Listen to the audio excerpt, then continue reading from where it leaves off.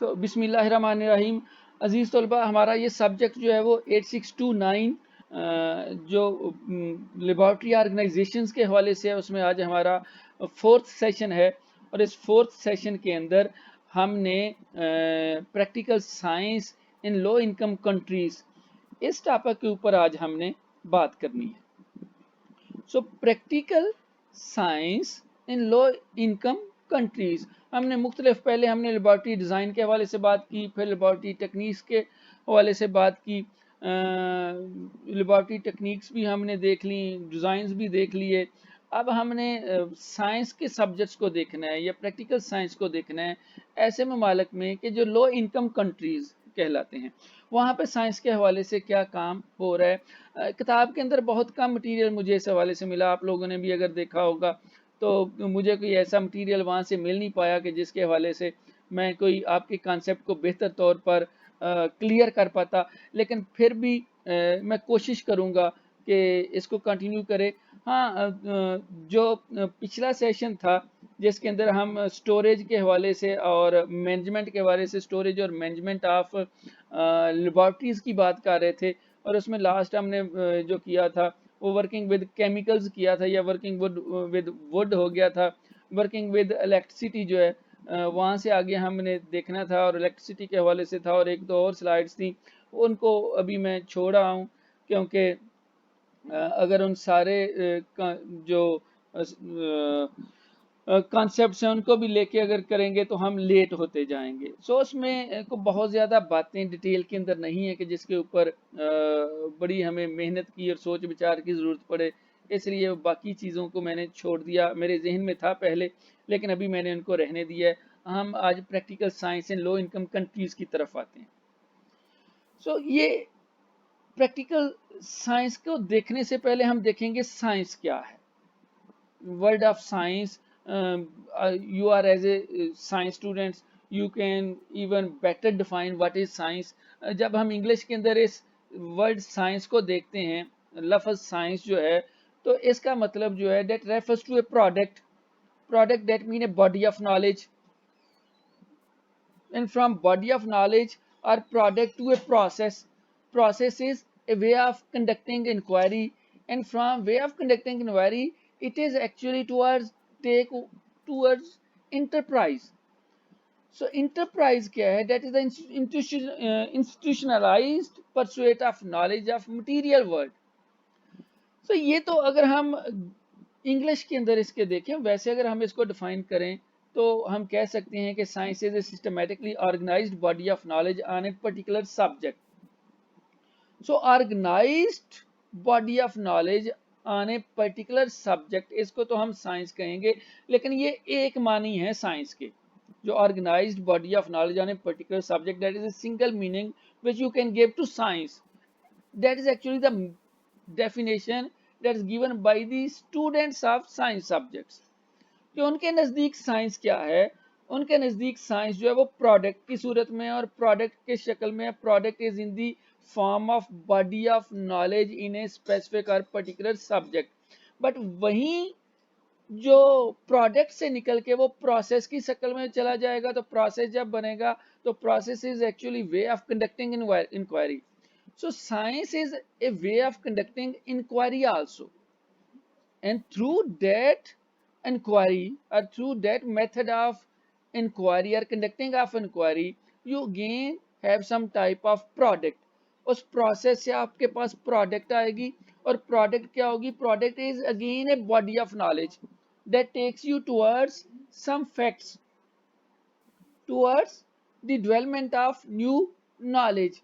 So development of new organized knowledge or development of systematically organized body of knowledge जो है, that's what the science is। और फिर ये process और product ही नहीं है, बल्कि उससे आगे ये इंटरप्राइज की हैसियत अख्तियार कर गई। इंटरप्राइज की कैसे हैसियत अख्तियार कर गई?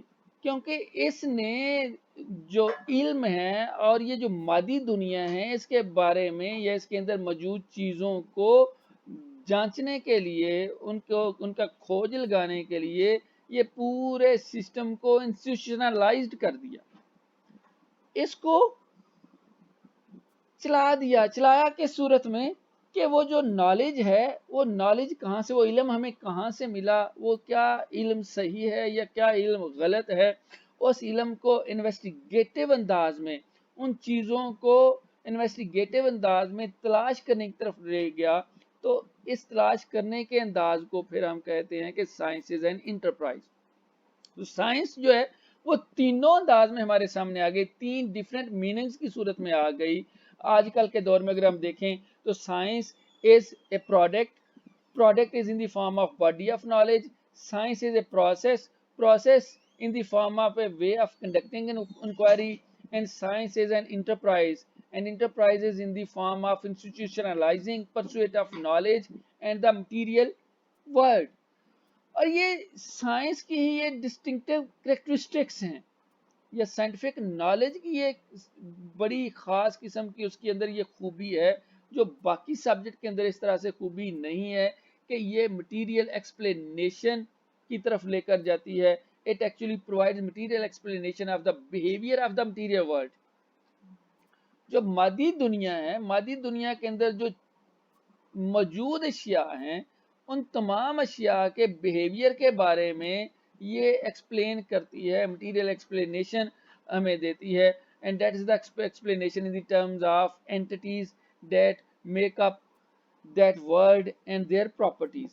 तो दुनिया के अंदर मौजूद तमाम चीज़ों के बारे में, जितनी भी मटीरियल वर्ल्ड है और मटीरियल वर्ल्ड की प्रॉपर्टीज के बारे में अगर हमने जांचना है या जानना है, तो वो हमें साइंस दे रही है। वी हैव ए नॉलेज और body of knowledge about are the properties of that material world, जिसके के अंदर हमारे यहाँ मेटल की सूरत में चीज़ें मौजूद हैं, जिसके अंदर हमें तीन डिफरेंट हालतों के अंदर मौजूद हैं। जो आमतौर पर हम जो चीज़ों की हालतों को अगर हम देखते हैं तो उसमें मैटर की सूरत में हमारे पास मौजूद हैं, उस गैस की सूरत में हमारे पास मौजूद हैं, उसमें लिक्विड की सूरत में हमारे पास मौजूद है। सो सॉलिड, गैस और लिक्विड, तीन तरह की ही हालतों में हमारे पास जो चीजें होंगी दुनिया के अंदर मौजूद हैं। आई थिंक 4 टाइप भी है। 4 टाइप आप कौन सी हो सकती है? आप सारे साइंस के स्टूडेंटों को बता सकते हैं कि क्या कुछ चौथी शक्ल भी है? सो 3 टाइप्स तो मैंने आपके सामने बयान कर दी। प्लाज्मा, वेरी गुड, इम्बर ने बयान कर दिया जी, चौथी टाइप भी है।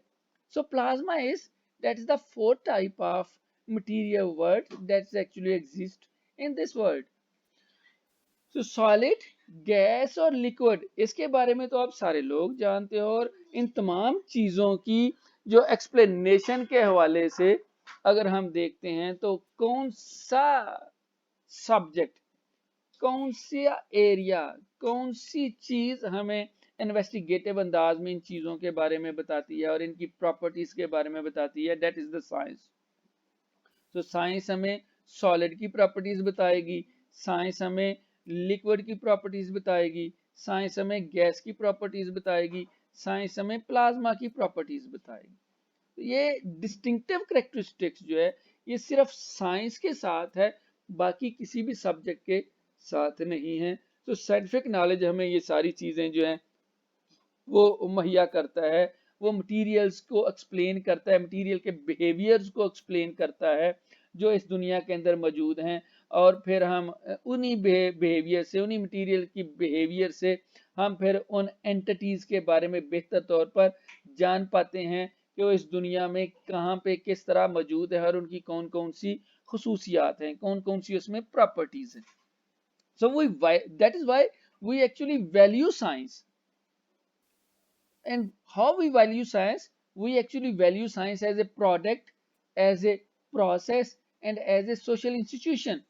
So as a process भी है, as a process of social inquiry है, as a process of inquiry process है, as a product of body of knowledge है, strong body of knowledge है, investigative body of knowledge है, as a systematically organized body of knowledge है, and as a institutional way also और social institution also, कि इसी के ज़रिए से हम अपने माशरे के अंदर जो हैं जो ज़रूरियात हैं उनकी बेहतर तौर पर तकमील कर पाते हैं और अपनी नीड्स के मुताबिक हम अपने इल्म को, अशिया की प्रॉपर्टीज को जांच के अपने इस्तेमाल में ला सकते हैं। सो that is what this science is. हम सारे साइंस के स्टूडेंट हैं। मेरे से ज़्यादा आप साइंस के बारे में बेहतर तौर पर जानने वाले लोग हैं। सो आप मेरे से बेहतर अंदाज में साइंस को डिफ़ाइन कर सकते हो। मैंने भी एक हल्की सी कोशिश की कि मैं भी साइंस को आपके सामने डिफ़ाइन कर पाऊँ, जो कि आपके नॉलेज के कहीं करीब करीब हो। सो मेरे नज़दीक जो मैंने देखा कि साइंस किस तरह से होती है, मेरे नज़दीक साइंस जो है वो प्रोडक्ट है, प्रोसेस है और इंटरप्राइज है, और तीनों अंदाज में हमारे सामने मौजूद है। और तीनों अंदाज में हम इसके ज़रिए से नए इल्म को इन्वेस्टिगेट भी कर रहे हैं और दुनिया के अंदर मौजूद जितनी भी एंटिटीज़ हैं उनकी प्रॉपर्टीज़ को जान पा रहे हैं। तो ये साइंस के बारे में कि साइंस क्या है और साइंस की क्या अहमियत है। जब साइंस के हम एम्स को देखते हैं, दो बहुत बड़े एम हैं साइंस के। दो साइंस के बहुत बड़े मकसद हैं, आपको भी नजर आ रहे होंगे। पहला मकसद कौन सा है? पहला मकसद to help students to gain an understanding of the established body of scientific knowledge appropriate to their needs, interest and capacities. पहला जो सबसे बड़ा साइंस का इल्म है कि अंडरस्टैंडिंग देनी, understanding of the established body of scientific knowledge. So पहले से मौजूद इल्म के बारे में, साइंटिफिक नॉलेज के बारे में अंडरस्टैंडिंग देना, और जब तक वो अंडरस्टैंडिंग नहीं होगी तो हम आगे नहीं चल पाएंगे। So science helps students to gain an understanding of the established body of scientific knowledge appropriate to their needs, enterprise and capacities। और जरूरी नहीं कि वो साइंस का वो जो इल्म है वो साइंस का इल्म ही हो। जो भी इल्म है, जो भी established नॉलेज है, जो भी established बॉडी ऑफ नॉलेज है, उसको साइंटिफिक नॉलेज के अंदाज में देखना, उसको साइंटिफिकली, उसको क्रिटिकल थिंकिंग के अंदाज में देखना। ठीक है। सो साइंस का तल्लक जहाँ बाकी चीज़ों के साथ है, वहाँ पर क्रिएटिव और क्रिटिकल थिंकिंग के साथ भी है। हम अक्सर साइंस के बारे में कहते हैं कि साइंस पढ़ाने का मकसद क्या है। तो one of the major objectives of teaching science is to develop creative and critical thinking. बच्चों के अंदर तनकीदी और तख्लीकी सोच पैदा करना। तो तनकीदी और तख्लीकी सोच जो है वो साइंस का सबसे पहला मकसद है, या सबसे बड़ा मकसद है। और कैसे आएगा कि जब हम बेहतर तौर पर साइंस के जरिए से जो नॉलेज है, जो इल्म है, उसका फहम हासिल कर सकेंगे, उसकी तफहीम हासिल कर पाएंगे। और वो इल्म जो है वो कैसा हो, वो तालिब इल्म समझ पाएं, जान पाएं कि वो इल्म उनकी ज़रूरियात, उनकी दिलचस्पियों और उनकी सलाहियतों के मुताबिक है। तो ये इनके जरिए से होगा क्या? Actually it develop skills in students in order to understand nature. So development of skills to understand the nature जो है, that is one of the aim of science also. जब हम एप्लीकेशन भी देखेंगे तो एप्लीकेशन ऑफ साइंस क्या है, तो एप्लीकेशन ऑफ साइंस में आईटी टेक्नोलॉजीज के हवाले से भी आजकल हम देखते हैं, तो आजकल के दौर में आईटी टेक्नोलॉजीज की बहुत ज़्यादा अहमियत है, which is governing and ruling the world. So IT is actually the need of the hour, that is the need of the hour. और इस नीड की वजह से हम जो लेटेस्ट टेक्नोलॉजीज और एडवांसमेंट हैं, जिनके ज़रिए से इंसान अपनी ज़िंदगियों को आसान और कंफर्टेबल बना सकते हैं, उन तमाम मालूम के बारे में जानना, समझना और उसका फहम हासिल करना, और ऐसे बॉडी ऑफ नॉलेज को अपने लिए बेहतर तौर पर इस्तेमाल करना, that is what the aim of science also. So second is to develop students' understanding of the methods by which this knowledge has been gained. So that takes the students towards practicability. उसको practical side पर लेकर जाना, उसकी application जो है, किसी भी जो बॉडी ऑफ नॉलेज है उसकी एप्लीकेशन जो है, that is the second aim of science. So develop students' understanding of the methods by which this knowledge has been gained and grounds for confidence in it, that is the knowledge about science. और knowledge about science सिर्फ रख लेना नहीं है, no, knowledge about science is actually its practical application. So second of these is often referred to as understanding of the nature of science and encompasses elements of science both as an inquiry process and as a social enterprise. तो science के जरिए से हम तलबा के अंदर curiosity develop कर सकते हैं, वी कैन डेवलप क्यूरियोसिटी। तो जस्टिस जो है, that is again another objective, तो जस्टिस को पैदा करना। इसके जरिए से हम स्टूडेंट्स के अंदर एविडेंस बेस्ड नॉलेज दे सकते हैं, क्योंकि एविडेंस बेस्ड नॉलेज के जरिए से ही साइंस क्या होगा, science actually takes the students towards investigative process. जब इन्वेस्टिगेटिव प्रोसेस की तरफ चला जाएगा तो हर इल्म को वो इन्वेस्टिगेटिव अंदाज में देखेगा, उसको तफ्तीश के जरिए, तहकीक के जरिए से what is actually the right one, उसके अंदर से फैक्ट्स निकालने की कोशिश करेगा। और हम आगे जाके देखेंगे भी कि actually science takes the learner towards the development of facts. Information तो है, उस इंफॉर्मेशन में से नॉलेज और फैक्ट्स को कैसे एक्सट्रैक्ट करना है।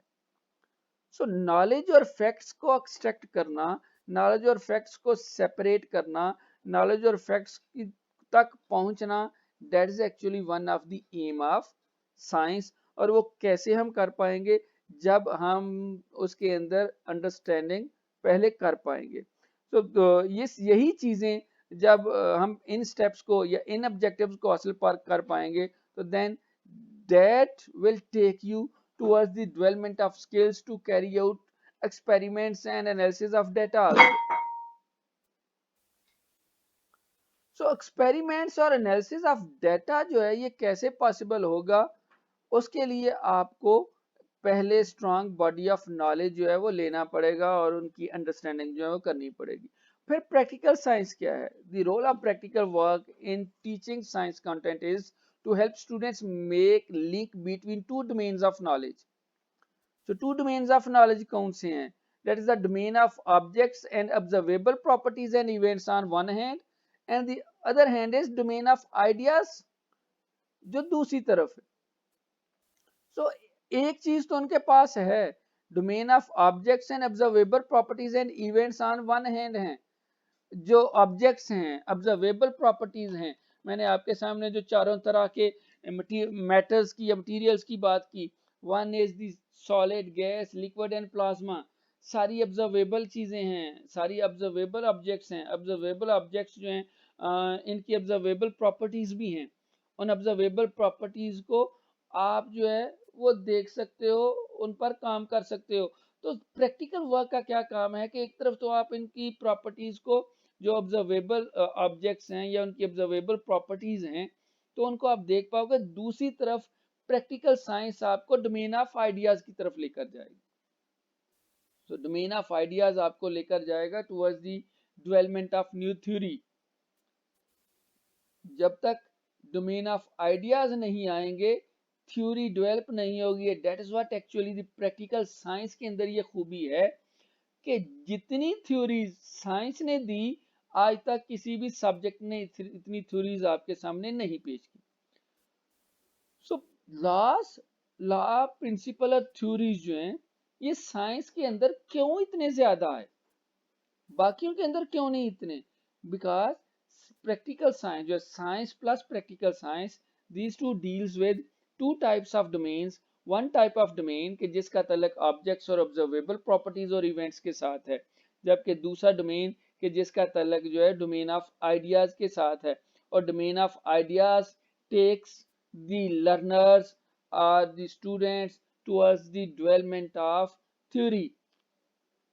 हम वैसे थ्योरी को, जब तक किसी के अंदर आइडियाज का, जब तक किसी के अंदर क्रिएटिविटी का, जब तक किसी के अंदर सोच विचार का, जब तक किसी के अंदर क्रिटिकल थिंकिंग का, जब तक किसी के अंदर प्रॉब्लम आइडेंटिफिकेशन का, जब तक प्रॉब्लम आइडेंटिफिकेशन के बाद जो आइडियाज को लेके towards decision making and solution of the problems की वो सलाहियत नहीं होगी, तब तक वो बंदा जो है वो ना ही साइंस के इल्म को समझ सकता है और ना ही साइंस के इल्म पर अमल कर सकता है। सो प्रैक्टिकल साइंस के अंदर एक स्टूडेंट के पास जो कि साइंस का स्टूडेंट हो, उसके पास दोनों डोमेन का होना बहुत जरूरी है. One domain is the domain of objects and observable properties and events and the second domain is domain of ideas. अगर आप लोग आइडियाज नहीं, अगर आप सवरात ख्यालात अपने सामने नहीं ला सकते तो फिर आप जो है वो साइंस के स्टूडेंट भी नहीं बन सकते. और फिर तसव्वुरात लाना जो है, साइंस के स्टूडेंट क्यों बाकियों से जुदा होते हैं, साइंस के स्टूडेंट क्यों बाकियों से आला होते हैं, साइंस के स्टूडेंट्स को हम क्यों ग्रेट, हम कहते हैं ये मेरा ग्रेट स्टूडेंट है, ये मेरा बेस्ट ब्रिलियंट स्टूडेंट है, ये मेरा आउटस्टैंडिंग स्टूडेंट है. सो आउटस्टैंडिंग, ब्रिलियंट और फिर वही आउटस्टैंडिंग और ब्रिलियंट आइंदा आने वाली जिंदगी में ग्रेट पर्सन बनता है. उस ग्रेट पर्सन के पीछे जो सबसे बड़ा फैक्टर है, that is the factor of domain of ideas. मैंने एक जगह जैसे वो रिसर्च भी पढ़ी और रिसर्च के हवाले से मैंने जो देखा, आपके साथ आई थिंक शेयर हुआ है या नहीं हुआ मुझे नहीं पता. अगर शेयर हुआ है तो आप मुझे बता देंगे, नहीं हुआ तो आप मेरी बात को मुकम्मल सुन लेंगे कि जो ग्रेट इंसान होते हैं, जो अजीम इंसान होते हैं, जो इंटेलेक्चुअल्स होते हैं, उनके अंदर जो क्वालिटी होती है, that is the quality of thinking, thinking critical thinking. और एक रिसर्च हुई और रिसर्च के अंदर देखा गया कि कितने परसेंट लोग सोचते हैं, how many percentage of people thinks, and they reached on to conclusion that only 5% thinks. सिर्फ 5% सोचते हैं. बाकी क्या करते हैं, बाकी जो 10% हैं, 5% के बाद जो तीसरा ग्रुप है, that is the 10% of the students are the 10% of the people who thinks that they should think. वो ये सोचते हैं कि उनको सोचना चाहिए, और ये सोचते हैं कि उनको सोचना चाहिए, और यही सोचते सोचते वो अपनी जिंदगी को गुजार जाते हैं. That is the 10%. And the third one, those were the 85% of the total, कि वो बगैर सोचे हुए ही जिंदगी गुजार देते हैं. तो वो कहते हैं सोचने की जरूरत ही नहीं है. तो ये सोचना किन के साथ है, ये सोचने की जो क्वालिटी है वो उन अजीम लोगों के साथ है, वो उन अजीम स्टूडेंट्स के साथ है, वो उन अजीम लर्नर्स के साथ है, उन अजीम इंटेलेक्चुअल्स के साथ है कि those have a domain of ideas also, जिनके पास domain of real objects and observable thing भी है और डोमेन ऑफ आइडियाज भी हैं. अगर आइडियाज नहीं होंगे, ये डोमेन नहीं होगी, तो सोचने की जरूरत भी नहीं होगी. फिर क्या, ना सोचते हैं ना मुसीबत में पड़ते हैं. सो थर्ड जो डोमेन वाले हैं, या थर्ड जो कैटेगरी है, दे नेवर थिंक कैटेगरी. सो एक में है जो थिंक कैटेगरी है, एक कैटेगरी जो थिंक के दे शुड थिंक है, और तीसरा नेवर थिंक कैटेगरी. हमें तीनों, हमें सोसाइटी के अंदर मिलते हैं, और तीनों अपने अपने मेयार के मुताबिक, अपने अपने हिसाब के मुताबिक, अपनी अपनी कैपेसिटी के मुताबिक, अपने अपने एरिया के अंदर अपनी अपने खुशहाली के अंदाज में जिंदगी गुजार रहे होते हैं. कोई जो है वो बगैर सोचे हुए खुश है, कोई ये सोच रहा है कि उसको सोचना चाहिए तो वो इसमें खुश है कि मैं सोच तो रहा हूँ, और कोई ऐसा है कि जो सोच रहा है और अगर वो ना सोचे तो फिर उसको कहीं ना कहीं कमी लगती है कि उसके उस इल्म के अंदर वो जो उसके पास डोमेन ऑफ ऑब्जेक्ट्स और ऑब्जर्वेबल प्रॉपर्टीज हैं, वो उनको कहीं यूजफुल पर्पस के लिए इस्तेमाल नहीं कर पा रहा. वो उस कमी को ख़त्म करने के लिए वो सोच रहा है. तो ये सारी चीजें जो हैं ये साइंस के साथ हैं. और जब ये दोनों चीजें मिल जाएंगी, domain of objects and observable properties with domain of idea, तो फिर साइंस क्या करेगी, साइंस एंगेज करेगी in the search of truth about the natural world.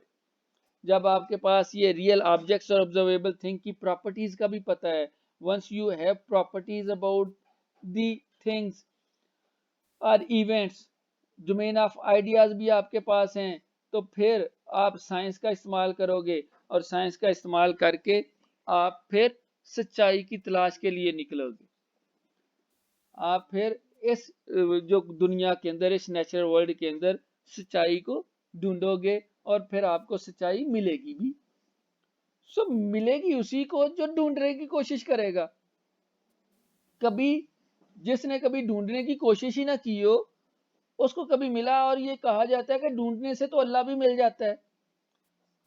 But first you have to try, आपको कोशिश करनी है, और अगर आप कोशिश नहीं करेंगे तो फिर आपके पास कुछ भी नहीं आएगा और कोई भी नहीं आएगा। सो डोमेन ऑफ आइडियाज के लिए आपको सोचना है, और जब सोचेंगे तो फिर आपके पास फैक्चुअल नॉलेज भी आएगा, आपके पास सच्चाई भी आएगी, और दुनिया के अंदर मौजूद अशिया की प्रॉपर्टीज को आप अपने अंदाज से अपने मकसद के लिए इस्तेमाल भी कर पाओगे।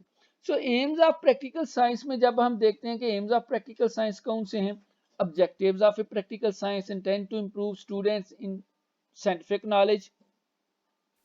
So objectives of practical science intended to improve student scientific knowledge के हवाले से जब हम प्रैक्टिकल साइंस को देखते हैं तो practical science helps students to, first one is identify objects and phenomena and become familiar with them.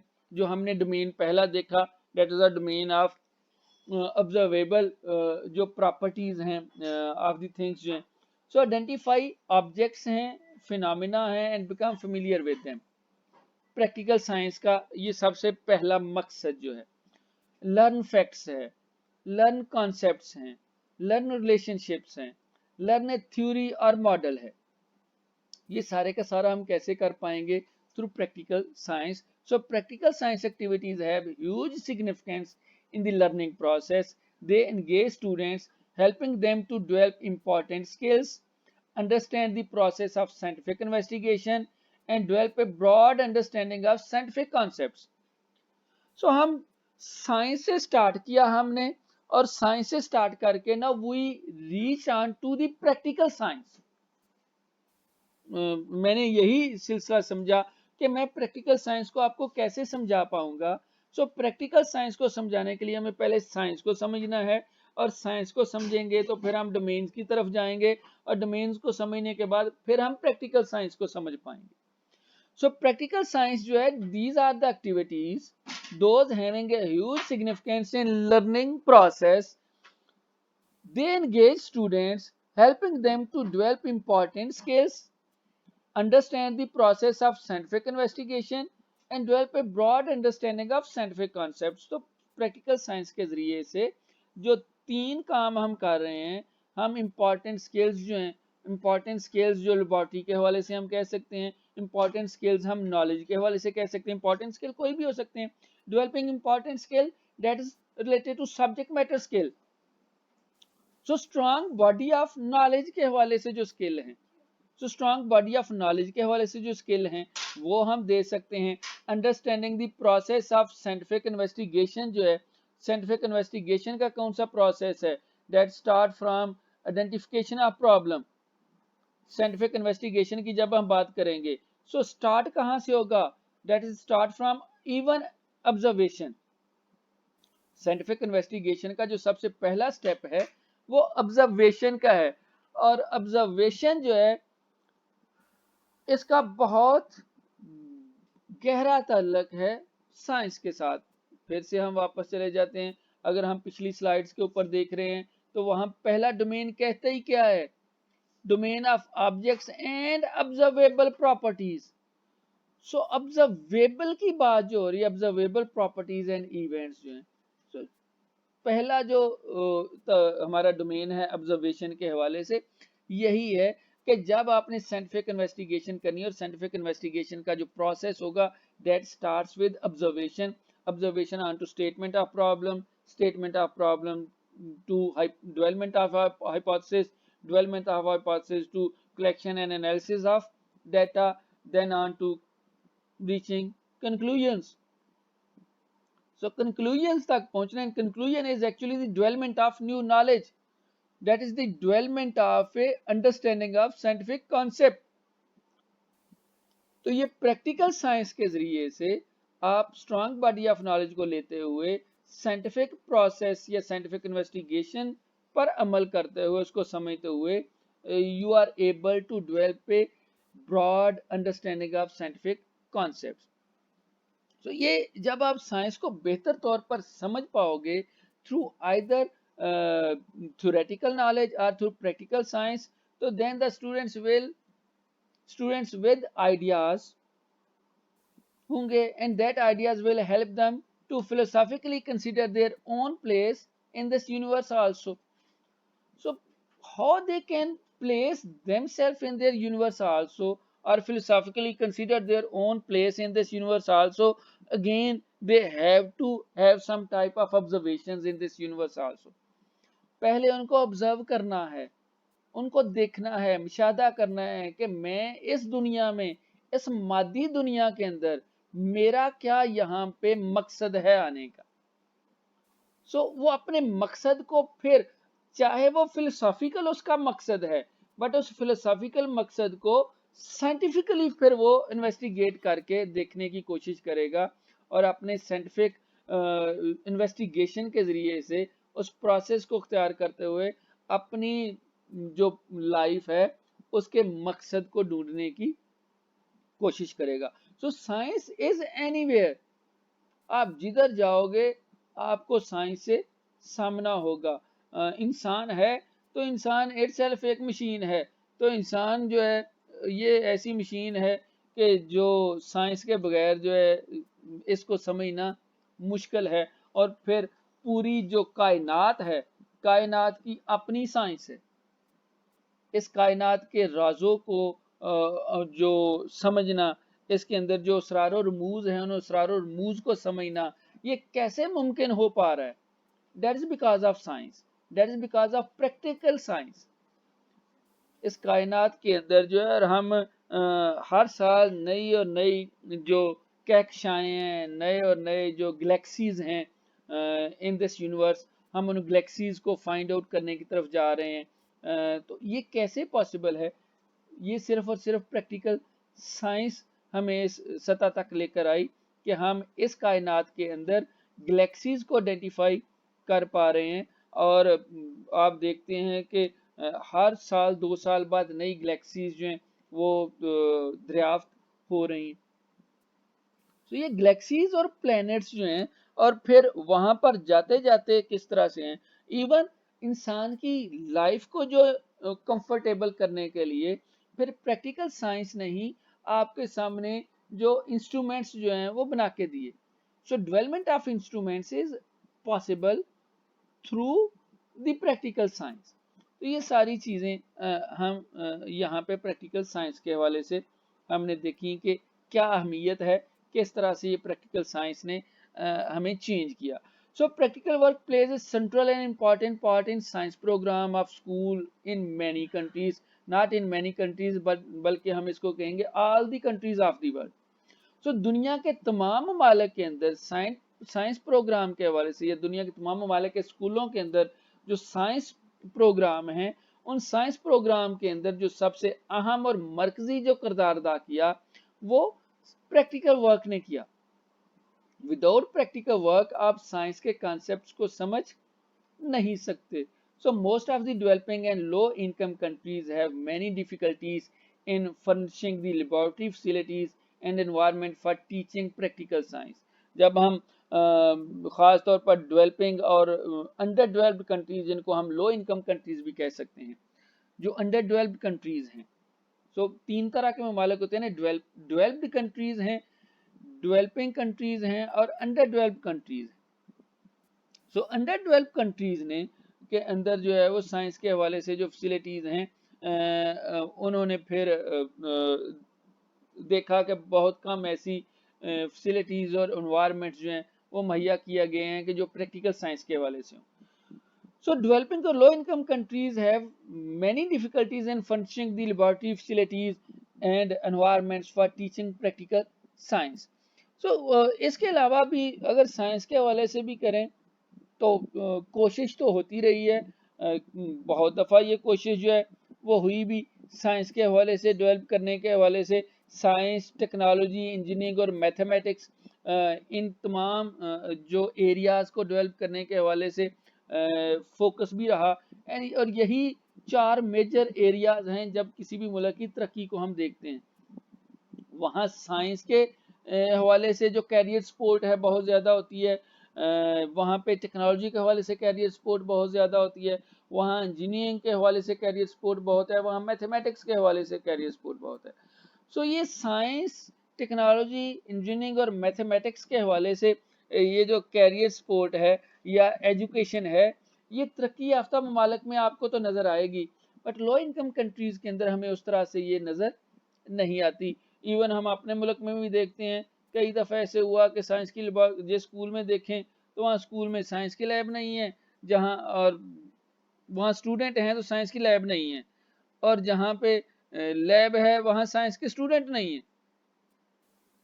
Even मेरे एक साथी ने मेरे साथ में पीएचडी वो कर रहे थे, उनकी जो रिसर्च थी, आई थिंक जिक्र किया होगा मैंने कि उनकी ये साइंस लेबोरेटरी के हवाले से थी, non availability of lab facilities in science schools. So, non-availability of science laboratories for science classrooms in public secondary schools. ये उसकी रिसर्च थी। उसने सारी अपनी रिसर्च मुकम्मल कर ली। रिसर्च मुकम्मल करने के बाद उसका वो जो डेजर्टेशन था वो यूके गया, और यूके से उसका ये जो टॉपिक था ये रिजेक्ट होके वापस आ गया। अब और साथ में सबसे बड़ा उन्होंने ऑब्जेक्शन क्या लगाया कि how is it possible that you are conducting a research on secondary school in which science classes are existing. So ऐसे सेकेंडरी स्कूलों के ऊपर आप रिसर्च कर रहे हो कि जहां साइंस की क्लासेस हैं, तो हाउ इज इट पॉसिबल कि साइंस की क्लासेस होते हुए वहां पे लेबोरेटरी फैसिलिटीज नहीं है या लैक ऑफ लेबोरेटरी फैसिलिटीज हैं। तो ऐसा तो मुमकिन ही नहीं हो सकता कि आप साइंस की बात कर रहे हो, साइंस की क्लास की बात कर रहे हो, जबकि साइंस की लेबोरेटरी नहीं है। इस अब जो ऑब्जर्वेशन के साथ उसका डेजर्टेशन वापस कर दिया गया। अब वहां तो ऐसी सूरत हाल ही नहीं है। यूरोप के अंदर या ब्रिटेन के अंदर अगर हम देखें तो वहां तो साइंस अगर है तो फिर उसके साथ साइंस की लेबोरेटरी है, और साइंस की लेबोरेटरी वहां पे जिस तरह की है वो यहाँ के मास्टर्स लेवल के प्रोग्राम की भी लेबोरेटरी उससे बेहतर नहीं हो सकती, बल्कि उनकी ऐसे बेहतर है जो वहाँ पे मेट्रो की सतह पर जो है, वो सेकंडरी सतह पर जो है वो लेबोरेटरी फ्राहम कर रहे हैं। So that's what actually the poor facilities of the lab, ना सिर्फ पुअर फैसिलिटीज़ हैं बल्कि पुअर ऑपरेटर्स हैं। पुराने ऑपरेटर्स अभी तक हमारे यहाँ हैं क्योंकि हमने उसको मैनेज नहीं किया, जो हमने पहले भी पढ़ा स्टोरेज और मैनेजमेंट ऑफ ऑपरेटर्स जो हैं वो कभी नहीं किए। हमने कभी उनको अपनी प्रॉपर्टी समझा ही नहीं, आपने उसको यही समझा कि ये क्या है जी, ये तो स्कूल की है, कोई नहीं जी, अगर ख़राब होगा तो फिर से आ जाएगा। फिर यूज़ करने के हवाले से हमें पता नहीं है उसका प्रॉपर यूजेज का। हमारे स्टूडेंट्स जो हैं उनको प्रॉपर इंस्ट्रक्शंस नहीं दी जाती कि how to use that apparatus. So instructional lack of instruction होना जो है, प्रॉपर इंस्ट्रक्शन ना दे पाना, जिसकी वजह से जो लर्नर्स हैं वो उनको गलत तरीके से इस्तेमाल करते हैं, जिसकी वजह से डैमेज्ड हो जाते हैं, ख़राब हो जाते हैं, वेस्ट हो जाते हैं। सो हमारे टीचर्स ने भी इंस्ट्रक्शन नहीं दी, तालिब इल्म ने भी सही तरह से उनको नहीं किया। फिर हमारी जो बिहेवियर और एटीट्यूड इस तरह का डेवलप हुआ है कि हम कभी जब साइंस की लेबोरेटरी होती थी या साइंस का पीरियड होता था तो हमारे टीचर उसको फ्री पीरियड के तौर पर गुजार लेते थे। बच्चे जो हैं वो तजर्बे करें, उस्ताद साहब जो हैं वो साथ रूम में बैठे हैं और उन्होंने खाने के लिए बाहर से कुछ चीज़ मंगवाई, अटेंडेंट को भेजा, अटेंडेंट जिसने के चीज़ें प्रोवाइड करनी है, स्टोर से चीज़ें प्रोवाइड करनी है, वो स्टोर से चीज़ें प्रोवाइड करने की बजाय वो मार्केट से समोसे लेने चला गया उस पीरियड में। सो टीचर, अटेंडेंट और असिस्टेंट जो हैं वो अपने साथ में ऑफिस के अंदर बैठे समोसे खा रहे हैं, साथ में एक दो उनका करीबी दोस्त आके बैठ गया, और बच्चे अपने तौर पर ही प्रैक्टिकल कर रहे हैं। और what type of practical they are going to conduct. फिर वहाँ पे जो कुछ होगा आप बेहतर तौर पर जान सकते हैं कि फिर मिस यूज ऑफ रिसोर्सेज होगा। फिर जितने भी वसाइल हैं जो लेबॉर्ट्री के हवाले से, उनका इस्तेमाल जो है वो गलत अंदाज में होगा। इसलिए इस चीज़ को बेहतर करना प्रैक्टिकल साइंस के लिए बहुत अहम है। और ये हम ज़्यादातर जो देखते हैं, ये हम थर्ड वर्ल्ड कंट्रीज़ के अंदर देखते हैं, ये हम लो इनकम कंट्रीज़ के अंदर देखते हैं कि ये इशू जो है वो लो इनकम कंट्रीज़ के अंदर ज़्यादा है, कि जहाँ पर जो प्रॉपर प्रैक्टिकल्स जो हैं वो नहीं करवाए जाते। और क्यों नहीं करवाए जाते, उसकी फिर जो चंद एक वजूहात में से जो सबसे बड़ी वजह है कि लेबॉर्ट्री फैसिलिटीज़ जो हैं वो बेहतर नहीं होती हैं। जितनी लेबॉर्ट्री फैसिलिटीज़ होती हैं उन्हीं के मुताबिक गुजारा करने की कोशिश की जाती है। और गुजारा भी क्या, हम प्रैक्टिकल की बजाय ज़्यादा से ज़्यादा हम कोशिश करते हैं क्रैमिंग के ऊपर ले जाएं।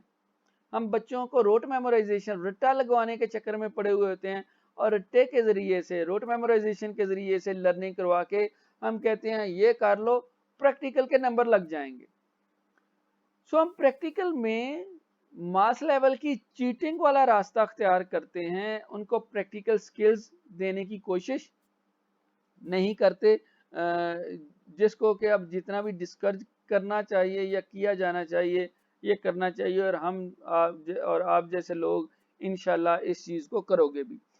तो ये क्यों, ये जो मसाइल हैं, क्यों जो लो इनकम कंट्रीज के अंदर जो हैं वो फर्नेस्ड लेबॉर्ट्री फैसिलिटीज नहीं है, या फर्नेस्ड लेबॉर्ट्रीज नहीं है, या उनके अंदर जो फैसिलिटीज और एनवायरनमेंट है वो इतना बेहतर नहीं है, तो उसके चंद वजूहात हैं। So low income factors in many countries are common.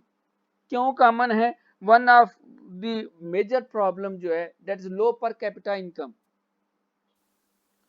Low per capita income है, और लो पर कैपिटा इनकम की वजह से जहाँ साइंस होगी तो साइंस के लिए फिर तालिब इल्म को या तलबा को फिर साइंस की साथ में इक्विपमेंट्स खरीदने पड़ेंगे, साइंस की प्रैक्टिकल बुक्स खरीदनी पड़ेंगी। इवन मैंने अभी देखा, मुझे खुद नहीं अंदाजा था कि आपको साइंस की प्रैक्टिकल की बुक जो है that is cost about round about 1000। तो तीन, अगर आपने वो प्रैक्टिकल की कॉपी लेनी है जो फिजिक्स केमिस्ट्री और बायोलॉजी की लेनी है, तो कम से कम आपको 3000 रुपया आपके पास होगा, तो ये प्रैक्टिकल की कॉपी आप ले पाओगे। और मैं हैरानो परेशान हो गया, मैंने जब जो शॉपकीपर को कहा और मैंने उससे पूछा जी कितनी कीमत है, और उसने फौरन से कहा 1000। तो मैंने कहा 1000? कहता है यस, 1000 की है, और 3 कापियां ली, 3000 रुपये देने पड़े। लो पर कैपिटा इनकम पर किस तरह से, कैसे कोई गरीब जो है जिसका बच्चा साइंस पढ़ना चाहता है और फिर 3000 की वो कॉपी जो है वो ले, और फिर 3000 की कॉपी जब लिखी जाती है, मेहनत से लिखी जाती है, तो फिर उसको फाड़ देते हैं। इवन चलो 3000 की तो कॉपी है, मैंने ये भी देखा कि वो 3000 की कॉपी पहले खरीदो, प्रैक्टिकल करने नहीं आते, प्रैक्टिकल करवाए नहीं जाते, कॉपियां फिर वहीं पे टीचर जो हैं वो बनवाते हैं, और हर कॉपी बनवाने के अलग से 1000 रुपीज लेते हैं। तो 3 कापियां खरीद के, 3 कापियों को प्रैक्टिकल के लिए तैयार करने के लिए कम से कम आप लोगों को 6000 रुपया चाहिए, ताकि आप 3 कापियां बेहतर तौर पर तैयार करवा सकें। तो ऐसी सूरत में, और ये जो इशू है, ये जो प्रॉब्लम है, ये हमें लो इनकम कंट्रीज के अंदर ही मिलता है, कि जहां पर पहले प्रैक्टिकल नहीं हो रहा, प्रैक्टिकल के बाद कापियां खरीदनी पड़ी 3000 रुपये की, प्रैक्टिकल की कापियां खरीदने के बाद 3000 रुपये की बनवानी पड़ी, तो 6000 के प्रैक्टिकल की कापी तैयार हो, जबकि 6000 जो है ये, इसमें उस बच्चे का खर्चा जो है वो मैट्रिक से क्या छठी से लेकर 10वीं तक 6000 टोटल खर्चा नहीं आया होगा। तो ये फैक्टर जो है इसकी वजह से फिर बहुत मसाइल पैदा होते हैं। लो पर कैपिटा इनकम की वजह से पेरेंट्स जो हैं वो भी साइंस की तरफ नहीं जाते, साइंस की तरफ नहीं जाएंगे तो प्रैक्टिकल साइंस नहीं आएगी, प्रैक्टिकल साइंस नहीं आएगी तो जो बॉडी ऑफ लैंग्वेज है या बॉडी ऑफ नॉलेज है, बॉडी ऑफ नॉलेज की एप्लीकेशन कहीं पे भी नहीं देखी जा पाएगी, और बच्चों के अंदर वो जो डोमेन ऑफ आइडियाज है वो भी डेवलप नहीं हो पाएंगे। तो ये सारी चीज़ें हमें लो इनकम कंट्रीज के अंदर नजर आएंगी। फिर प्रीडोमिनेंटली रूरल पॉपुलेशन होती है। तो प्रीडोमिनेंटली रूरल पॉपुलेशन है। रूरल जो पॉपुलेशन होने की वजह से फिर उन इलाकों के अंदर, रूरल एरियाज के अंदर स्कूल भी आपको लोअर लेवल के मिलेंगे। लोअर लेवल के स्कूलों की वजह से फिर बच्चों का जो तवज्जो होगी वो भी ज़्यादा आर्ट्स की तरफ मिलेगी, क्योंकि साइंस लैब्स नहीं होंगी। साइंस लैब्स आपको सेकेंडरी स्कूल में मिलेंगी और सेकेंडरी स्कूल आपको सिटी एरियाज के अंदर मिलेंगी। Economic based on primary products. तो इकोनॉमिक जो है, ज़्यादातर लो इनकम जो कंट्रीज हैं उनके अंदर इकोनॉमिक बेस्ड ऑन प्राइमरी, वो छोटी मोटी चीज़ें पैदा करके वक्ती तौर पर इकोनॉमिकली फ़ायदा उठाने की कोशिश करते हैं। हमारे हम अक्सर यही, अगर हम पाकिस्तान की भी बात करें तो हम सबसे पहले कोई भी जो काम करना होता है उस काम को हम इकोनॉमिक अंदाज में देखते हैं। हम कहते हैं जी ये अगर हमने पढ़ना है तो इसका स्कोप क्या है, सो हम पहले ही उसके स्कोप की तरफ चले जाते हैं। और स्कोप जब भी हम देखते हैं वो उसको इकोनॉमिक अंदाज में देखते हैं और कोशिश करते हैं कि फिर हम ऐसा कोई प्रोग्राम करें कि कम वक्त में वो हासिल हो जाए और फौरन से वो हमें इकोनॉमिकली बेनिफिट भी देना शुरू कर दे। जो लो इनकम कंट्रीज हैं उनके अंदर यही चीज़ सबसे ज़्यादा वो देखते हैं। वहाँ इकोनॉमिक बेस्ड प्राइमरी प्रोडक्ट्स के ऊपर फोकस होता है, जिसकी वजह से वो साइंस की तरफ उनका और प्रैक्टिकल साइंस की तरफ उनका कोई रुझान नहीं है, क्योंकि वो चाहते हैं कि जितनी जल्दी हो सके काम सीखा जाए, काम सीख के हमें पैसा आए। सो इकोनॉमिकली वो जो सोच रखते हुए इकोनॉमिकली बेस्ड प्राइमरी प्रोडक्ट्स की तरफ जाएंगे जो उनकी रोजमर्रा ज़रूरियात को पूरा कर रही हो। Relatively recent experience of political independence जो है, relatively recent experience of political independence, ये भी मैंने देखा कि बाज़ ममालिक के अंदर जहाँ पॉलिटिकल इंडिपेंडेंस है, जहाँ थर्ड वर्ल्ड कंट्रीज के अंदर डेमोक्रेटिक जो जोर दिया जाता है, डेमोक्रेसी के हवाले से जोर दिया जा रहा है, वहां पर साइंस को नेग्लेक्ट किया जा रहा है। इसका किस हद तक ये ताल्लुक है कि डेमोक्रेसी का साइंस के साथ क्या ताल्लुक है, बट वहां पर लो इनकम कंट्रीज के अंदर कभी भी चूंकि जो सियासी इस्तेहकाम है वो नहीं हो पाया, सो पॉलिटिकली वो इंस्टेबिलिटी रहती है। सो पॉलिटिकली इंस्टेबिलिटी की वजह से वहाँ पर सिस्टम ऑफ एजुकेशन की तरफ ज़्यादा तवज्जो नहीं दी जाती, या वहाँ का जो डेमोक्रेटिक सिस्टम है वो सिस्टम ऑफ एजुकेशन की तरफ तवज्जो नहीं दे पाता, जिसकी वजह से साइंस और फिर मजमूई तौर पर पूरा निज़ाम तालीम जो है वो अफेक्ट हो रहा होता है।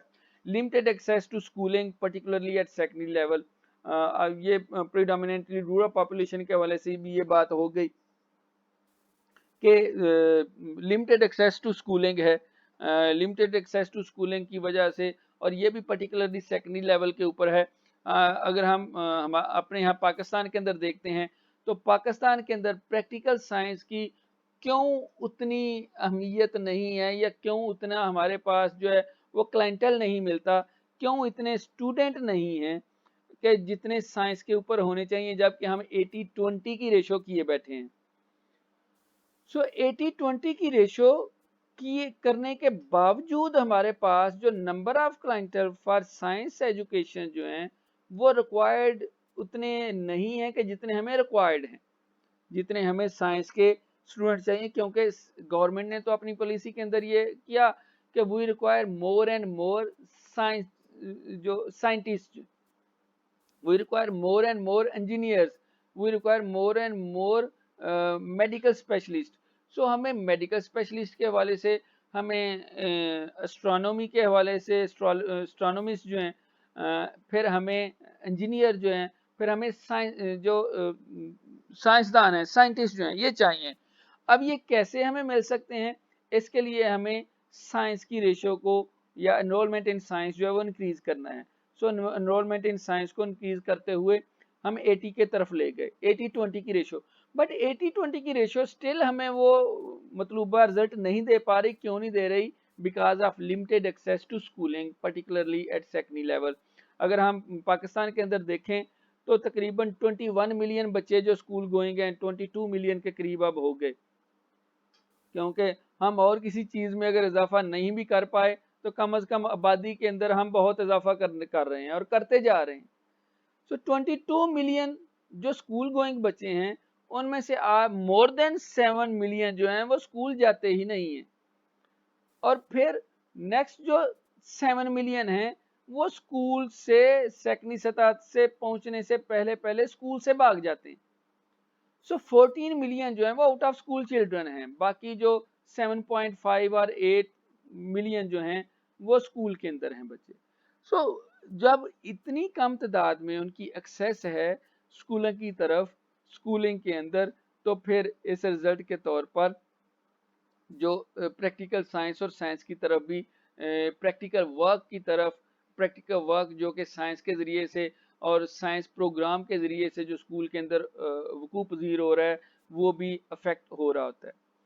तो ये सारी चीज़ें जो हैं अगर ये हो भी तो फिर हम देखते हैं कि लेबॉर्ट्रीज़ के अंदर ख़ास तौर पर हमारे स्कूलों के अंदर गवर्नमेंट ने बड़े स्ट्रिक्ट रूल्स अप्लाई किए हुए हैं स्कूलों के अंदर अपरेटस और केमिकल को मुहैया करने के हवाले से।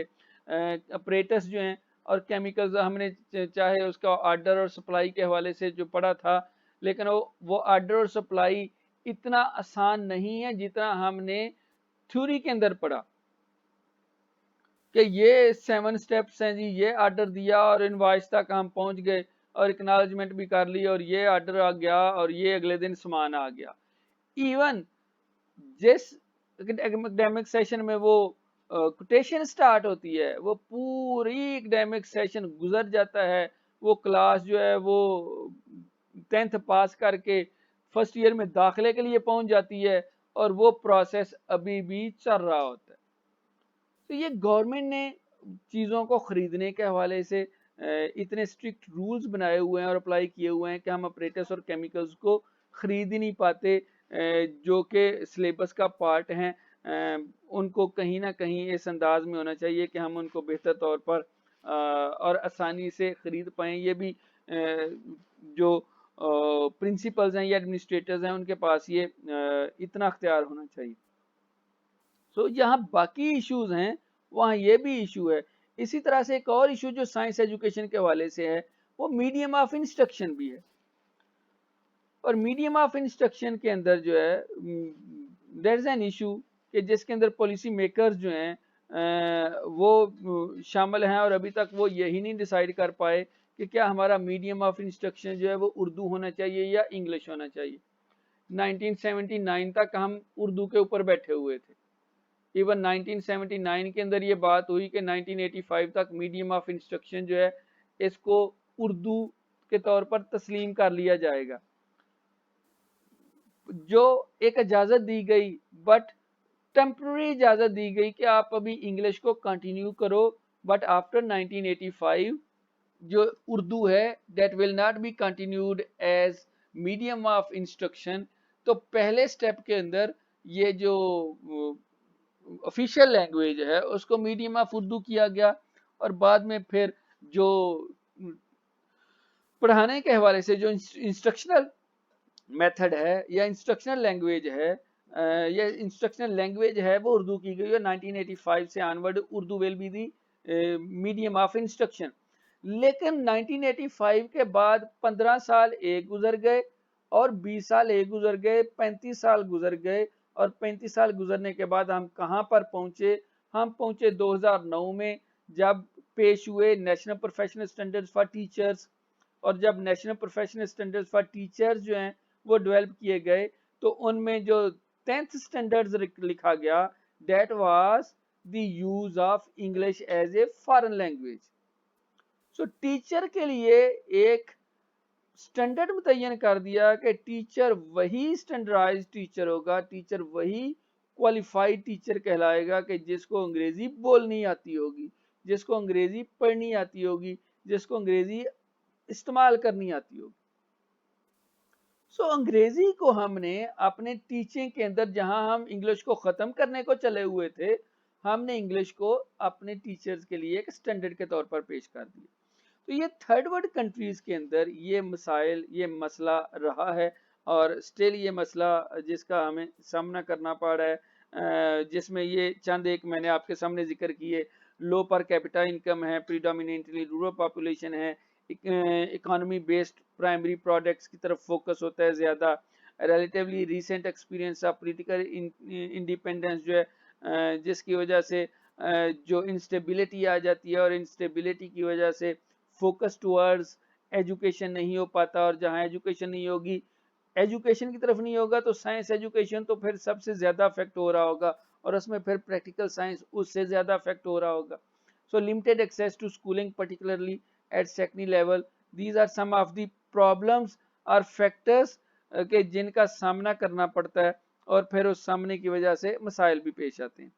अब फिर प्रैक्टिकल साइंस को जब हम देखते हैं तो इसमें कौन से कंपोनेंट हैं, कंपोनेंट को जब हम देखते हैं तो उस हवाले से जो लर्निंग ऑब्जेक्टिव्स हैं, जिनको अटेंडेंट लर्निंग आउटकम्स की सूरत में भी आप बात करते हैं, ये लर्निंग ऑब्जेक्टिव्स के ऊपर आते हैं, और लर्निंग ऑब्जेक्टिव्स दो तरह से मद्देनजर रखे जाते हैं, एक वो डिजाइन के हवाले से हैं और एक प्रेजेंटेशन के हवाले से। सो डिजाइन और प्रेजेंटेशन, इन दोनों चीजों को सामने रखते हुए जो प्रैक्टिकल साइंस के लिए लर्निंग ऑब्जेक्टिव जो हैं वो मुतय्यन किए जाते हैं। So one is the practical science, और प्रैक्टिकल साइंस को के उस मकसद को, प्रैक्टिकल साइंस के इल्म को, या प्रैक्टिकल साइंस वाले जो फंक्शन है वो बेहतर तौर पर पूरा करने के लिए कौन से कंपोनेंट्स हैं, उन कंपोनेंट्स में दो ज़्यादा अहम कंपोनेंट्स हैं जो कि डिज़ाइन और प्रेजेंटेशंस के हवाले से हैं। जब भी आप प्रैक्टिकल साइंस के लिए कोई भी प्रोग्राम तरतीब दें तो उसके लिए जो लर्निंग ऑब्जेक्टिव आप बनाओगे तो वो लर्निंग ऑब्जेक्टिव उस प्रैक्टिकल साइंस के डिज़ाइन और प्रेजेंटेशंस के ऊपर बेस कर रहा होगा। डिज़ाइन क्या होगा? दैट इज द ओपननेस और closure, that is logical structure, importance of scientific ideas, what students have to do with objects and material, what students have to do with ideas. So ideas objects और material के साथ, scientific ideas के साथ, logical structure के साथ, openness और closure के साथ, सबक का आगाज कहाँ से है, सबक का इख्तिताम कहाँ से है। सो ये पहला डिज़ाइन जो है इसका ज़्यादा तल्लुक थ्योरेटिकल नॉलेज के साथ।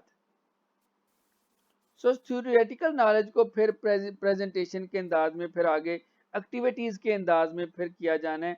तो पहले वो स्टार्ट कैसे करना है और एंड कैसे है। सो स्टार्ट और एंड के बारे में आपको आपके ऑब्जेक्टिव्स क्लियर हो। स्टार्ट कहाँ से है, where the students are and where they should be, so that is openness and closure. Where the students are, that is the openness, and where they should be, that is the closure. तो आपके ये learning objectives के अंदर ये main part या उसकी core activities के अंदर होनी चाहिए कि जो ओपननेस और क्लोजर है, that is the core activity, कि जिसका डायरेक्ट तल्लक जो है वो लर्निंग के साथ है। और लर्निंग में भी जब आप साइंस की लर्निंग कर रहे हो, और साइंस की लर्निंग में भी जब आप प्रैक्टिकल साइंस की लर्निंग हासिल कर रहे हो। सो ओपननेस और क्लोजर है, फिर लॉजिकल स्ट्रक्चर है, उसकी जो सिस्टमेटिक ऑर्गेनाइजेशन जो है, importance of scientific ideas हैं, what students have to do and with the objects and material, and what students have to do with ideas.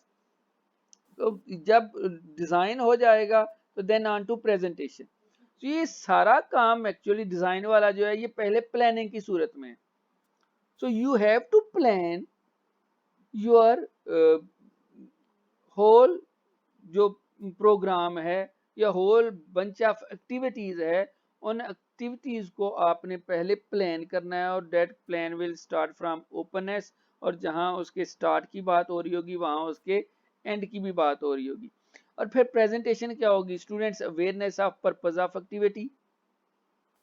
So one activity is that students should be aware about the purpose of activity, explanation of tasks to students, nature of discussions before activity, nature of discussions after activity, and students record of activity. So जब हम practical कर रहे होते हैं तो practical के अंदर ये वाले स्टेप्स जो हैं, जब प्रैक्टिकल की प्रेजेंटेशन हो रही होती है तो उसमें ये सारी चीज़ें हम students awareness of the purpose of activity, उनको पता है कि what is the purpose of this activity. ये NH3 जब आपने बनाना है तो NH3 का पता होगा कि NH3 बनाने का पर्पस क्या है। So student should be aware about the purpose of that activity. हमें NH3 के बारे में पता होना चाहिए कि ये अमोनिया गैस जो है ये क्या होती है, क्या इसके इफेक्ट्स हैं, क्या इसके पॉजिटिव इफेक्ट्स हैं, क्या इसके नेगेटिव इफेक्ट्स हैं। कौन सी गैस को हम फौरन से हमें पता चल जाएगा कि डेट इज अमोनिया गैस, और इससे हमें अपने आप को फिर बचाना है, और किस तरह से बचाना है, प्रिकॉशनरी मेजर्स किस तरह से करने हैं। सो एनालिटिकल प्रैक्टिकल एक्टिविटीज जो हैं, वो एनालिटिकल प्रैक्टिकल एक्टिविटीज जो भी हमने करनी है वो सारी एक्चुअली प्रेजेंटेशन के अंदर, और प्रेजेंटेशन के अंदर you have to design the practical activities. First one is actually जो डिजाइन है, design is actually the plan. Word design और प्लान सेम है। सो यहाँ डिजाइन लिखा हुआ है, बट डिजाइन को आसान समझने के लिए मैं अगर कहूँ कि वो प्लान के हवाले से, तो firstly you have to plan the activities, then once you have planned, then you have to present that activity, और प्रेजेंट के अंदर फिर जो भी होगा वो एक्टिविटीज की सूरत में हो रहा होगा। है तो ओपननेस और क्लोजर भी activity, but that is a planning type of activity.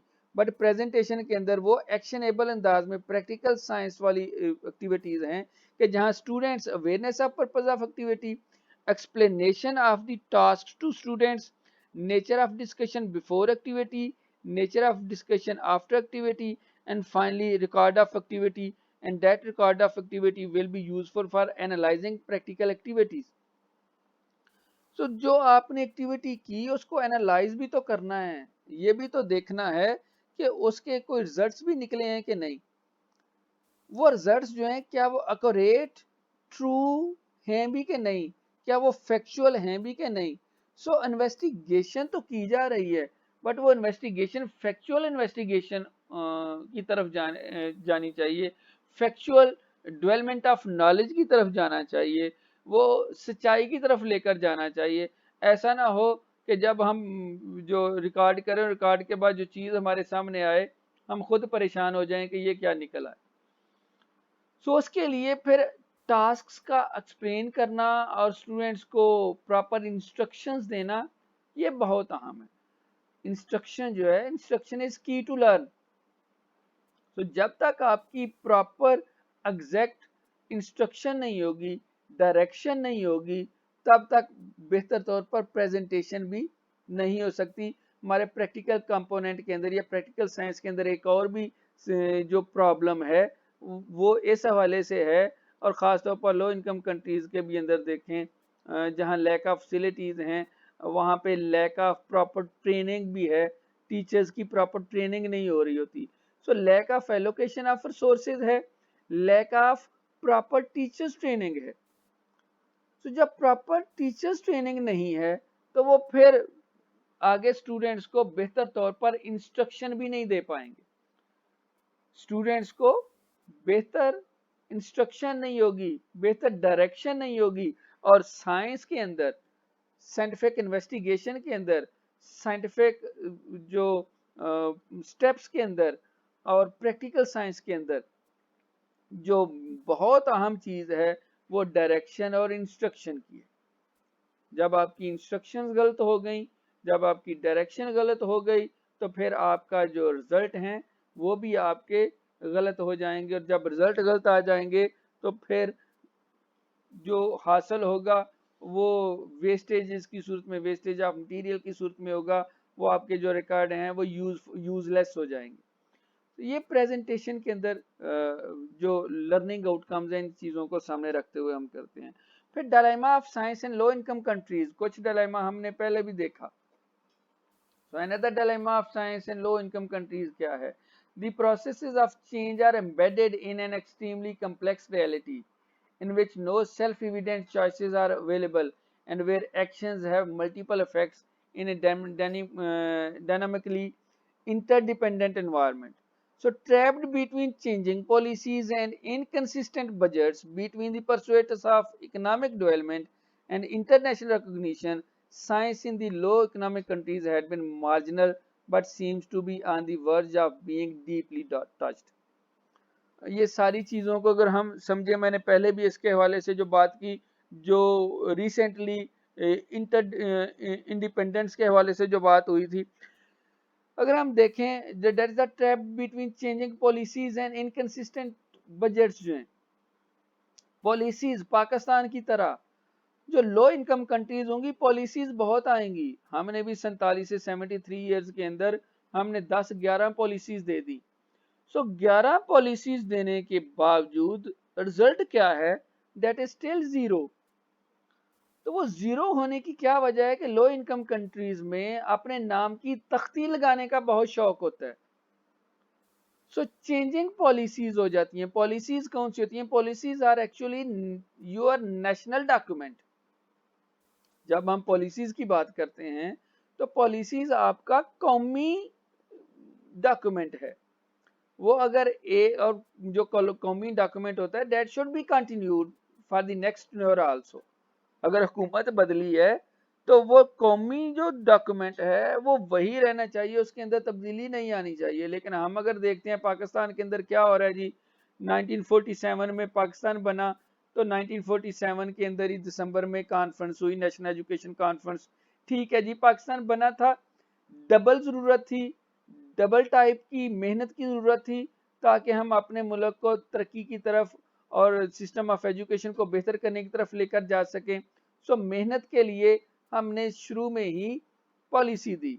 हालात कुछ बदले, 1959 तक गए, अयूब आए तो अयूब ने अपनी पॉलिसी दे दी। अयूब के बाद याहिया आए तो याहिया ने 70 में अपनी पॉलिसी दे दी। याहिया गए तो 72 में भुट्टो आए तो भुट्टो ने अपनी पॉलिसी दे दी। भुट्टो से आगे ज़ियाउल हक आए तो ज़ियाउल हक ने 78 में अपनी पॉलिसी दे दी। ज़ियाउल हक से आगे 92 में आए तो नवाज शरीफ आया, नवाज शरीफ ने अपनी पॉलिसी दे दी। 92 से वो 98 में फिर से आया तो फिर से उसने पॉलिसी दे दी। 98 से 2001-2 में परवेज मुशर्रफ आया तो उसने अपनी पॉलिसी दे दी। परवेज मुशर्रफ के बाद 2009 में पीपल्स पार्टी आई तो पीपल्स पार्टी ने अपनी पॉलिसी दे दी। सो हम देखते हैं जहां गवर्नमेंट बदली वहां पॉलिसी आ गई और जो बंदा आया उसने अपने नाम की तख्ती लगा ली। चेंजिंग पॉलिसीज की वजह से आपका जो सिस्टम ऑफ एजुकेशन है वो इफेक्ट होगा और यही डिलेमा है लो इनकम कंट्रीज के अंदर कि वहाँ पर जो साइंस के हवाले से जो एक थोड़ा सा फ्लो बनता है, जो एक थोड़ी सी रूटीन बनती है, उसको हम पॉलिसी चेंज करके वापस ले आते हैं।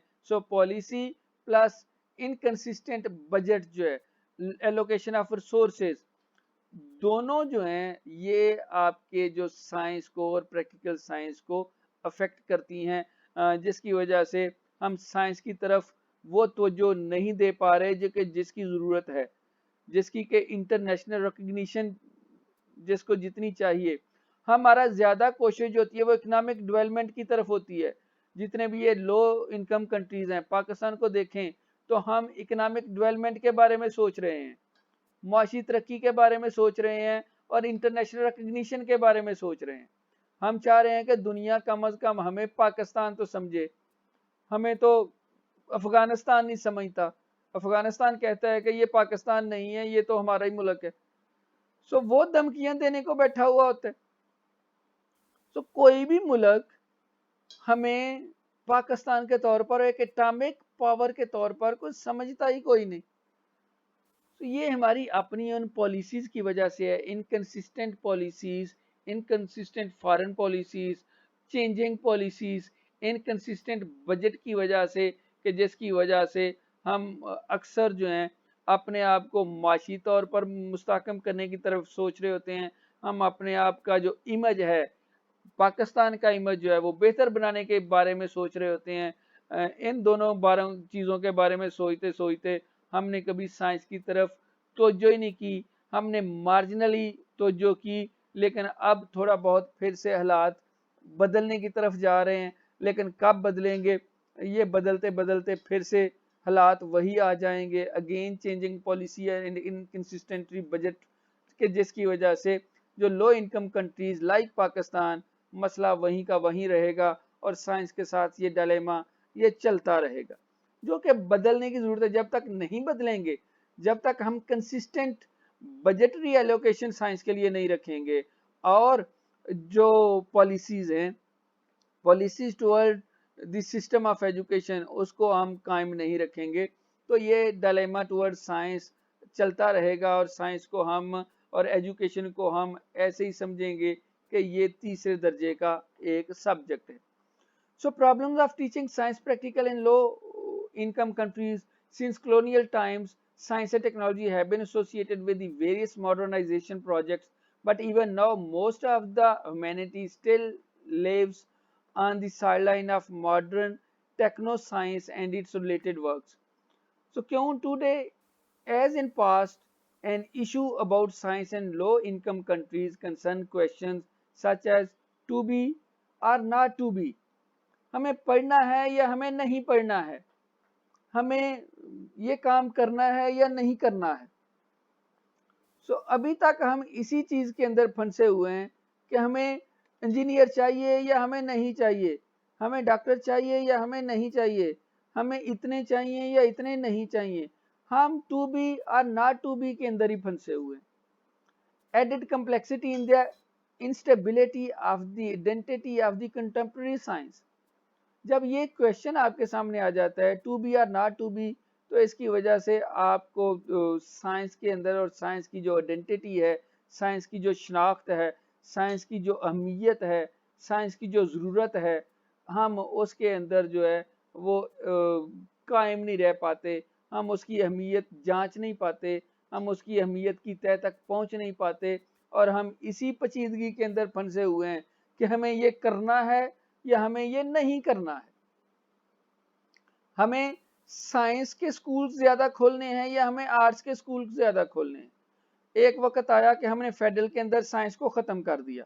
हमने कहा जी फेडरल के एफडी के जो इस्लामाबाद सिटीज के अंदर जितने भी स्कूल हैं, वहां पर सारी की सारी क्लासेस साइंस की होगी, आर्ट्स की क्लास होगी नहीं।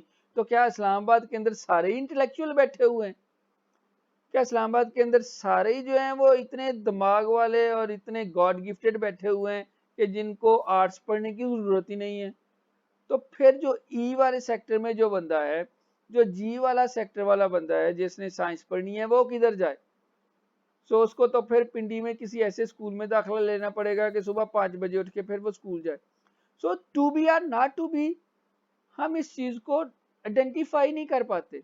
और जिस तरह से हम जो डोनर ड्रिवन पॉलिसी होती है उसी के मुताबिक ही हम चल पड़ते हैं, चाहे हम साइंस और प्रैक्टिकल साइंस की बात कर रहे होते हैं। और लो इनकम कंट्रीज के अंदर एक और सबसे बड़ा जो इश्यू होता है कि डोनर ड्रिवन पॉलिसीज होती हैं। डोनर्स ने जिस तरफ चला दिया, आप उस तरफ चल गए। आपने पैसा उनसे लेना है, उधर उन्होंने जिस तरफ आपका स्टीयरिंग टर्न किया, आप उस तरफ को टर्न हो गए। जहां उन्होंने ब्रेक लगाई, आपकी ब्रेक लग गई। जहां उन्होंने वापस रोल बैक कर दिया, आप रोल बैक हो गए। That is what the past issues जो हैं, जो साइंस को सामने हुए लो इनकम कंट्रीज के अंदर। What science, science for what, whom does it benefits, हम इन सवालों के अंदर अभी भी फंसे हुए। To be or what to be, what science, कौन सी साइंस हमने पढ़नी है, किस लेवल की पढ़नी है, कहाँ तक पढ़नी है। साइंस फॉर व्हाट, क्या इसने पाकिस्तान को इसने कौन से इन्होंने मरीख के ऊपर पहुंच जाना है। होम डज इट बेनिफिट, हमें इसने क्या फायदा देना है। हुकूमत तो पहले भी जो कर रहे हैं वो ब्यूरोक्रेट ही कर रहे हैं, साइंसदानों ने कौन सी हुकूमत करनी है। ये सवालात जो हैं वो ये थर्ड वर्ल्ड कंट्रीज के अंदर ये मसाइल जो हैं वो चल रहे हैं और चलते जा रहे हैं।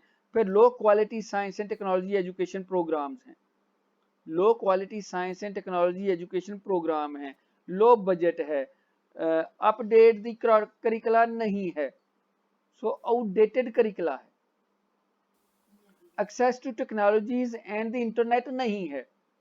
साइंस और प्रैक्टिकल साइंस के लिए आपके पास टेक्नोलॉजी का होना, इंटरनेट का होना बहुत ज़रूरी है।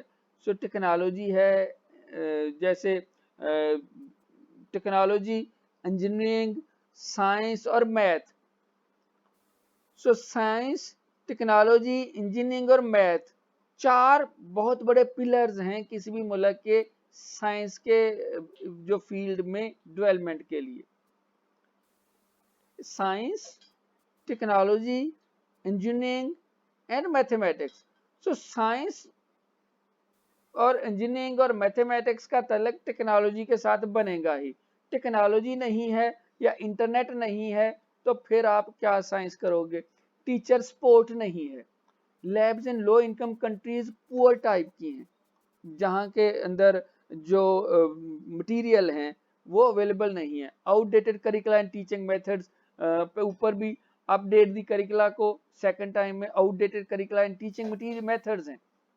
स्टिल हम साइंस को पढ़ाने के लिए लेक्चर मेथड के ऊपर ही बैठे हुए हैं। सो साइंस जब लेक्चर मेथड के अंदर जरिए से ही पढ़ाओगे तो फिर बच्चों के अंदर वो क्यूरियोसिटी कैसे पैदा होगी, बच्चों के अंदर वो क्रिटिकल थिंकिंग कैसे पैदा होगी, बच्चों के अंदर इन्वेस्टिगेटिव जो स्किल है वो कैसे आएगी। सो इन्वेस्टिगेटिव स्किल जो है, क्रिटिकल थिंकिंग जो है, क्रिएटिव स्किल जो है वो कैसे आएंगी, जब हम मेथड ऑफ टीचिंग को लेक्चर से एक्टिविटीज की तरफ लेकर जाएंगे, लेक्चर से डिस्कशन की तरफ लेकर जाएंगे एंड लेक्चर से प्रॉब्लम सॉल्विंग की तरफ लेकर जाएंगे। साइंस को पढ़ाने के लिए the best teaching method is problem based और problem solving method of teaching. तो उसके जरिए से आप डेली लाइफ प्रॉब्लम्स बच्चों को देके तो फिर उस कॉन्सेप्ट्स की आप एप्लीकेशन देखोगे तो बच्चे उसको बेहतर तौर पर फिर डिफाइन भी कर सकेंगे और समझ भी वो कर सकेंगे। Emphasis on theoretical science education. जो teaching problem of teaching science practical in low income countries में एक और जो प्रॉब्लम है that is emphasis on theoretical science education. Rote memorization, cramming के ऊपर जोर है। सो रट्टा लगाने के ऊपर हमारा जोर है। जब रट्टा लगाने के ऊपर जोर है तो थ्योरेटिकल साइंस एजुकेशन तो है but practically nothing has to be achieved. Neglect of hand on and practical activities. तो थ्योरेटिकल साइंस एजुकेशन के ऊपर जब जोर है तो इसका मतलब है हैंड ऑन एक्टिविटीज जो हैं और प्रैक्टिकल एक्टिविटीज हैं वो नहीं हो रही, जबकि activities are necessary. Without activities आप अपने उस बॉडी ऑफ नॉलेज को मैयर ही नहीं कर सकते, देख ही नहीं सकते। So don't use problem solving and thinking skills, that is actually they don't use problem solving and thinking skills. Emphasis on theoretical science education है, नेग्लेक्शन ऑफ हैंड ऑन और practical activities है, जिसकी वजह से वो प्रॉब्लम सॉल्विंग और thinking skills को इस्तेमाल ही नहीं करते। So ignore students interest, background and environment, they pay no attention to creativity and imagination. So creativity and imagination एक और बहुत बड़ा एस्पेक्ट है जो प्रैक्टिकल साइंस के हवाले से है।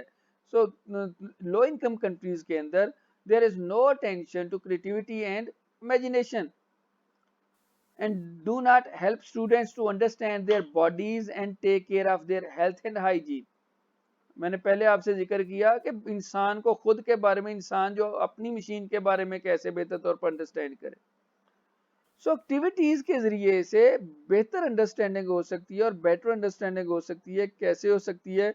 जब टीचर जो है वो अटेंशन दें, टीचर तवज्जो दें, टीचर क्रिएटिविटी और इमेजिनेशन की तरफ लेकर जाएं, टीचर जो हैं वो स्टूडेंट्स की इंटरेस्ट, बैकग्राउंड और एनवायरनमेंट को मद्देनजर रखें, जब स्टूडेंट्स को प्रॉब्लम सॉल्विंग और थिंकिंग स्किल्स की तरफ लेकर जाएं, जब हैंड्स ऑन और प्रैक्टिकल एक्टिविटीज में इन्वॉल्व करें और थ्योरेटिकल साइंस नॉलेज के ऊपर कम फोकस करें।